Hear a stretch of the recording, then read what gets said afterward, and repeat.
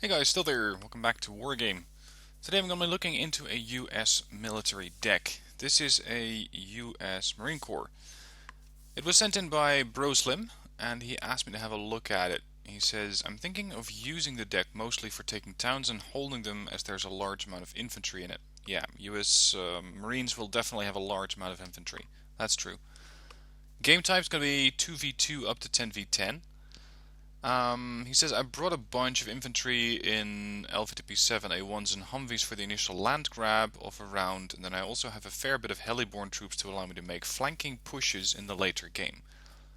I feel like the infantry here is fairly good, Marines 90, light riflemen and Delta, but they have a pretty big weakness when it comes to taking out heavy armor, particularly at range. Yeah, I agree, this is something that the US Marine deck seems to really struggle with. Their up short range anti-tank on infantry is quite okay, but at longer range, yeah, they definitely start to struggle. It says there isn't much armor in the deck, so I feel like their primary role is fire support, especially as the M60s can't really stand up to a lot of the Red 4 armor that people bring in. The HC Abrams are the only tanks that can go toe to toe with other armor, but you don't get a lot of them. Nope, you only get 3. That is what you're going to have to make do with. 3 M101 HC Abrams. As for the support, I think I got a decent mix. Long and short range AA, then some mortars for regular use and long range arty for specific targets. Didn't bring any ATGMs with me, other than those on the Cobra and the FA-18. I figured they would be more mobile on the ground ATGMs, while I did bring the LV-25s as cheap fire support units. As it stands, I feel like the deck isn't too bad, but it is lacking in armor and anti-armor infantry. NORAD and the RX Highlanders would help with that. What do you think of the deck? Any changes you'd recommend? And what do you think of how I am going to be using it? What tactics would you recommend? First up, you wrote that you're going to be using it in anything from 2v2 to 10v10.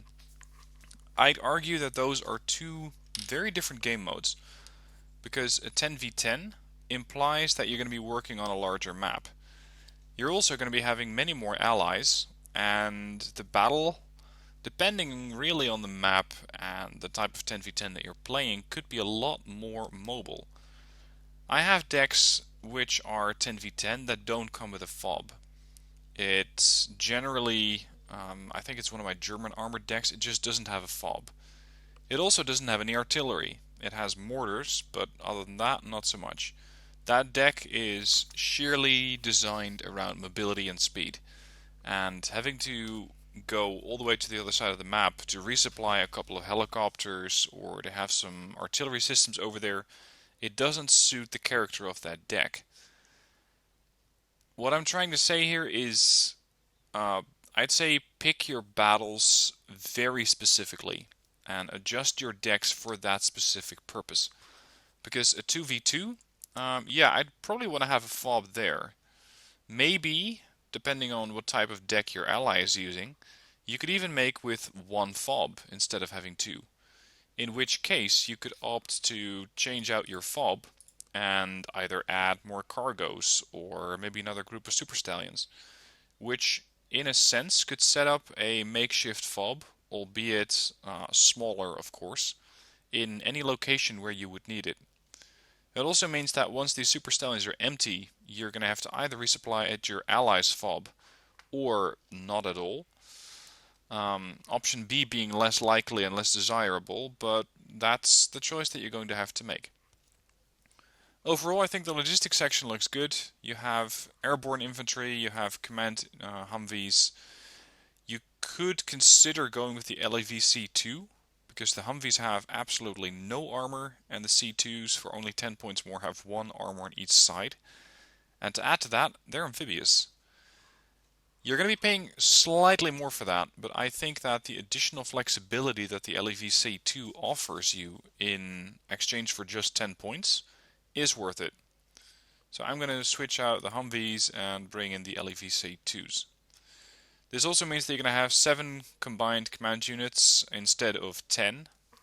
Especially in the 10v10, you will never be using 7 command vehicles, unless something, or actually 10 command vehicles, 3 plus 7 from the Humvee, unless something has gone horribly, horribly wrong.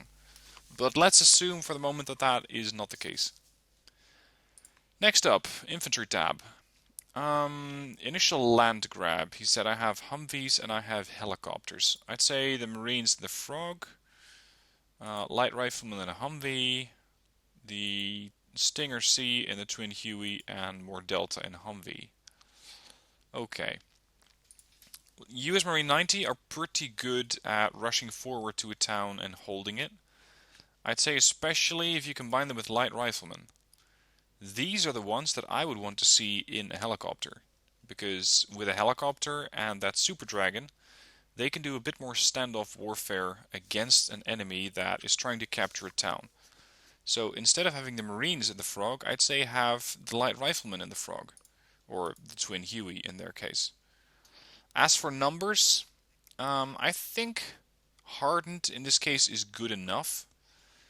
If you find that you're always left with a few, so let's say you only use, I don't know, 6, 7 in a deck or in a match, switch to veteran. Alternatively, you could say, well, I'm going to put them at veteran, and if I find myself lacking over a couple of matches, I'm going to switch back to hardened. The Marines in the Frog, you could argue that they are very mobile and that they're an optional element to flank the enemy. They're very good forest fighters, especially because in the forest you have a pretty easy time getting close to the enemy. Their M16 is alright. I prefer some different assault rifles, but then again you're looking at elite forces which have accuracies of 60%. That's not the Marines, they are shock-trained troops, 15-man squad. So they're pretty damn potent against enemy infantry, and against vehicles up close they have the AT-4, which is a little low on the AT power front, but rate of fire can make up for that. I'd say this could work. Use 15 of them in the LVTP-7A1s, which also provide anti-infantry grenade launcher support, then have a couple of airborne guys. Fly in with the light riflemen first, maybe also fly in the Stinger Cs, because with these gentlemen you make sure that an enemy helo rush is, well, maybe not entirely going to fail, but at least you're going to be able to put up some resistance. Then we have the SMAWs in the LVTP-7A1. These are really, really good troops. The problem is they're not very survivable, 5-man squads. You could argue that you could have 26 of these and they would make life on enemy infantry quite difficult. But that means that you're going to have to sacrifice another card somewhere, and I don't really know which one that's going to have to be. Delta in the Humvees. Bring these in case you're dealing with enemy infantry and you really want to kick them out. And then we have Stinger Cs for reinforcing towns that are pretty much already secure or that you're working towards. Supports. LEVM, M110A2, the PIP-3 and the Chaparral. Now he mentioned in his email that he was going to pick out specific targets with the M110A2. This is already a very accurate howitzer. You could consider going to hardened. The difference is that this thing has +8 accuracy and this thing has +16 accuracy. Now that doesn't mean that you can really tell that much of a difference. But actually, hold on. Minus 10% on dispersion of artillery shots, so you're looking at not 3640, but 3200-ish. And this is minus 20%. So you're looking at a dispersion of, I'd say somewhere in the high 2900s. If you are going to be picking out specific targets, and that could be, let's say, high value targets, AA, enemy artillery, command vehicles. In that case, I'd really want to snipe them. So I'd like to switch these to hardened instead of having them at trained, just because you can get that little bit of extra accuracy out of them.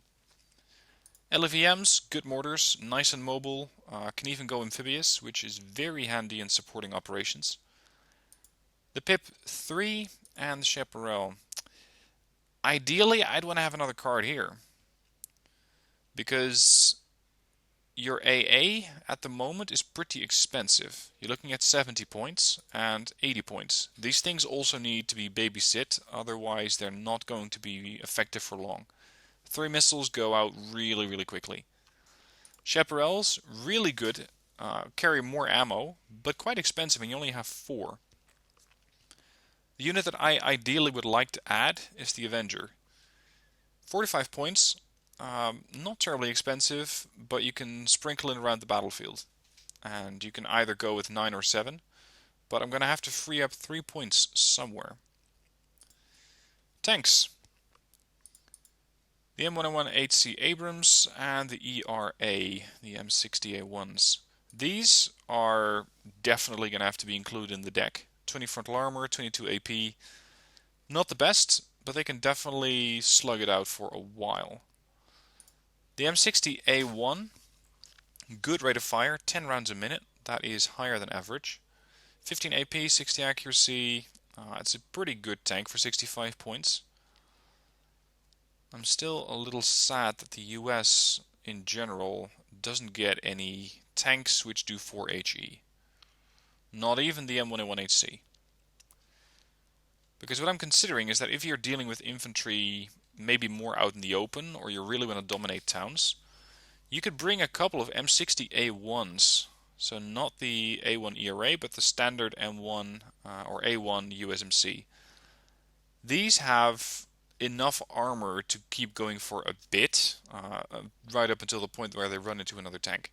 Rate of fire is good, HE is 3, range is not that good, but then again they're only 35 points.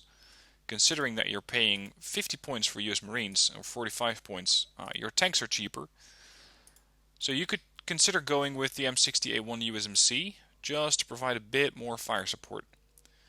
The problem with the M60A1 versus the AOS is that it does not come with a stabilizer. This thing has a bit more firepower in the sense of AP, 11 versus 13. But it's a 35 point unit. I only need to get a couple of shots at it and break even. Reconnaissance. We have 7 seals in the Frog. We have 4 seals in Humvee. Cobra, Scout, and Humvee. Yeah, there's nothing I would change here. This is a good set of units. Now, moving on to the Vehicle tab. This is where the LAV FSV comes in. It's a really, really good unit. The stabilizer could be better. 25% is a little low. But then again, it's an autocannon. It's not a main gun. So the Bushmaster will definitely suppress enemy vehicles. Not so much armor. You're looking at transports. It, however, doesn't have too much armor. And that's something I don't really like. Now, if you're looking at pure fire support vehicles, you could argue that you have enough. You have the LVTP-7A1s. You have a couple of these LAV Scouts. And in this case, if you're going to be using these as fire support units, I would recommend going with 13. You also have the Humvee Mark 19 for additional grenade launchers. I would keep these in, purely because they're 15 points instead of the 25. If you find that you really like the LAV-25 and you want to have more of those, just kick out the Humvees and bring, I'd say 18 LAV-25 Scouts, or 26 if you really want to pull out a lot of them.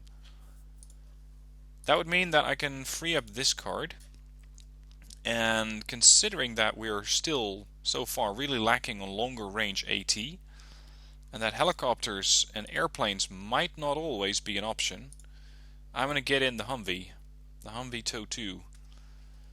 Why the Humvee over the LAV?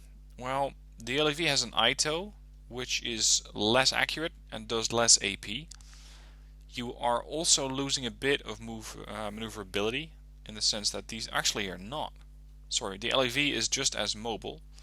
It does come with amphibious capabilities, but it doesn't hit as hard. This thing will penetrate every bit of armor, no matter what sort of opponent you're facing. This thing, in some situations, will just do 1 bit of damage, and that is it.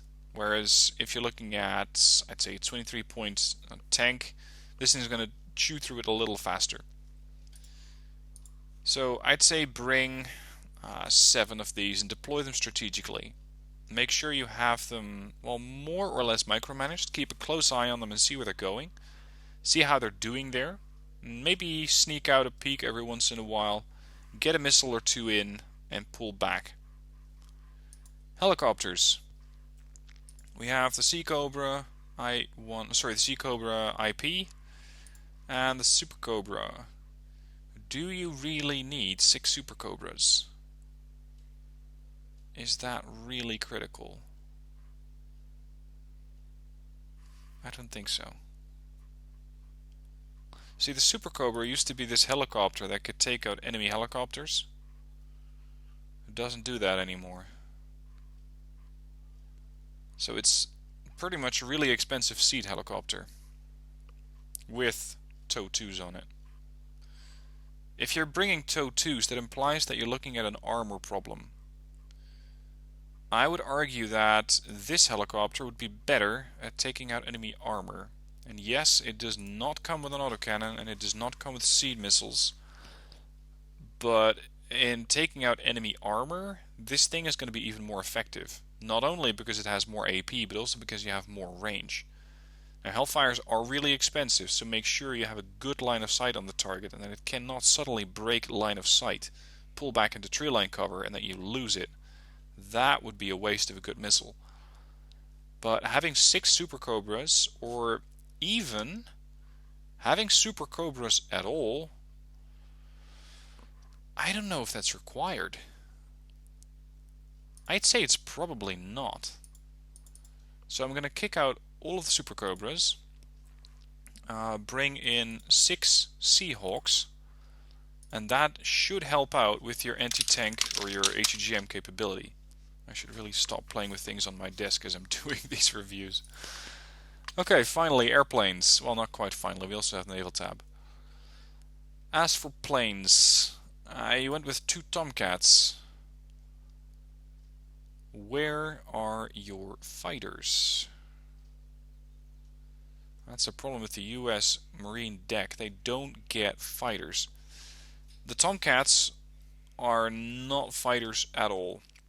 They're pure interceptors. They can work, but you'd need a large map for them.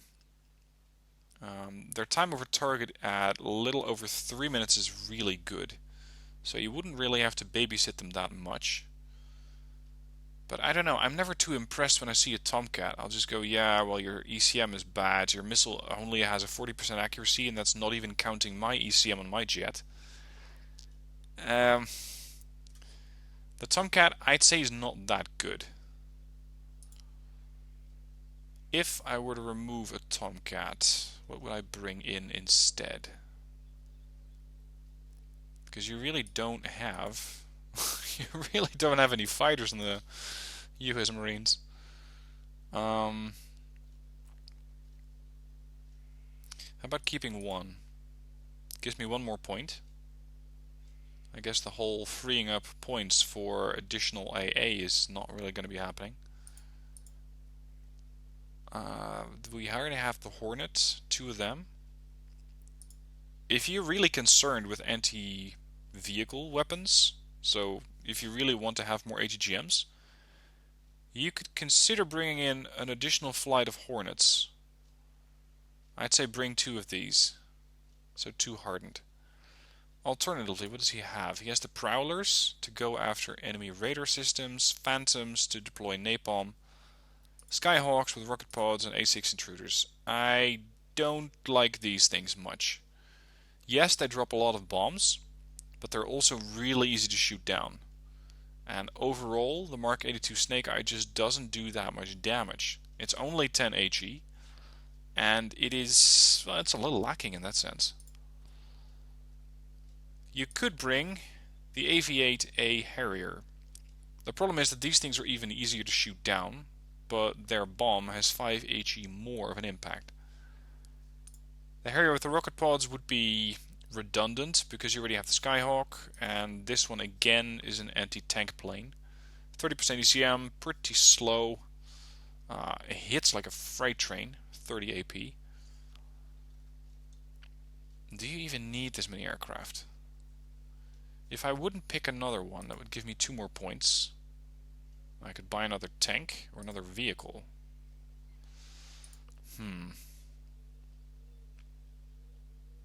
I don't think I need another vehicle. So let's go with planes instead. In that case, I'm going to go with another flight of Hornets. And yes, I just deleted them because I like to see my anti-tank planes together. So Seed, Phantom for dropping on infantry, Skyhawk for either one-way trips or going with rocket pod strikes for AA, Tomcat, and one more point. Yeah, it's going to have to be spent on air.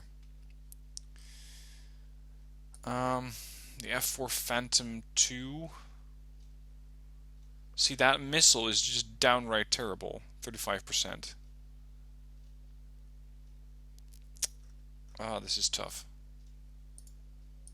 Maybe go with the AV-8A Harrier. 2 of them at elite. They're so slow. They're so easy to shoot down.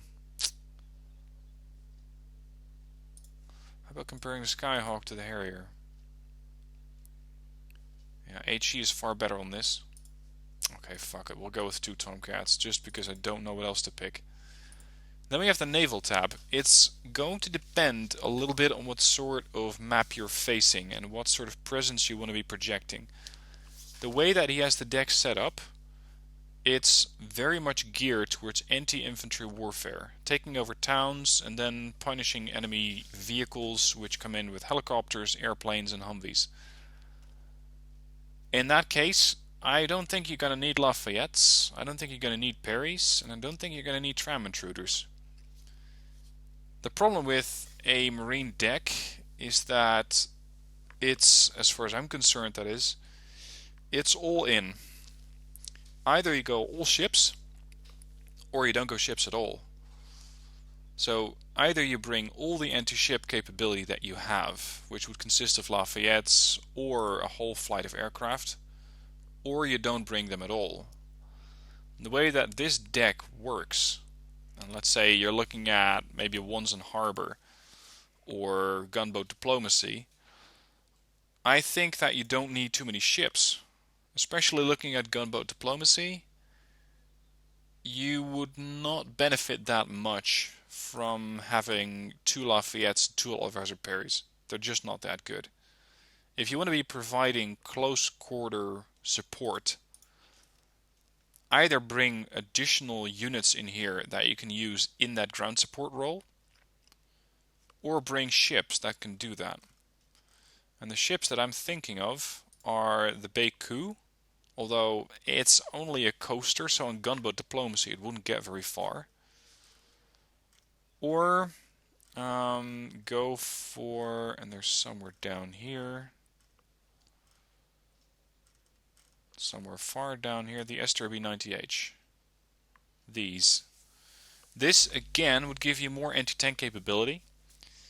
Now, I'm saying extra additional or extra ability because you don't always know if you're going to be able to bring these into the location where you need them. You might. And if you do, and you bring 4 at hardened, you suddenly have 32 additional Hellfires. If you don't, then you still have all the other AT capability that I've set up in vehicle, helicopter and air. Okay, so I would definitely bring in these ships. You just don't always know if you're going to be able to use them, but that goes for the whole Naval Tab. Other units that could be handy over here are units that you might not normally be able to bring in. I'm thinking of stuff like the M109A6 Paladin. You generally don't have access to this in an in a marine deck, but you do have it in the Naval Tab. And this could be a really handy tool for providing a little bit more fire support than the M110A2 can do, and a little bit heavier hitting than your mortars can do. So I'd say that the Paladin could deserve a slot here. I wouldn't bring the tram intruders. What I would like to bring are the Avengers, because again, these things provide a little bit of additional support in your AA section. You could also go the other way around. You could say, well, I don't really want to have the Avengers over here. I want to have the Chaparrals over here. And I want to have the Chaparrals out of this section, and I'll take the Avengers instead. It's tricky. There is a lot to be said for the Chaparral, because this thing can take out enemy helicopters before they can become a threat. They cannot be targeted by seed. They can be very effective against the super high-end enemy attack helicopters like the K-52, and overall they will not be at risk that much, but they are expensive. Again, I would love to bring in a third card here, but I just don't know what to give up elsewhere. Yeah, this could work. How about having one Sea Cobra as a support unit for the attacking group, either Marines or vehicles, and provide support with the Hydras and the tow missiles. Seahawks up here are available for additional Hellfire support, so anti-armor. And then we have the vehicle, sorry, not the vehicle, the support tab, where we have both the Chaparrals and the Avengers. And now you have plenty of options here. This should be a little bit more rounded. And again, there's a very good chance that your taste will vary and that you think, what the hell are you doing? I would never take this deck into combat. That's possible. Then again, this is why we have the deck system that you can customize to your own desire. Now, last look at the Naval Tab. I'm not exactly sure if the Rangers over here are going to be too useful. They might. CEV is another unit that could come in handy, but by now I think you have plenty of firepower to deal with enemy infantry, so you don't really need the CEV. You have more TOW2 Humvees, which could come in handy. What else could be handy? Because this is the tab that is basically your Joker card, and you can bring in anything that you don't already have. But it cannot be a unit which is too critical to the operations of your deck, because you might not always have access to the Naval Tab. Unless you only bring this deck out if you do have access to it. I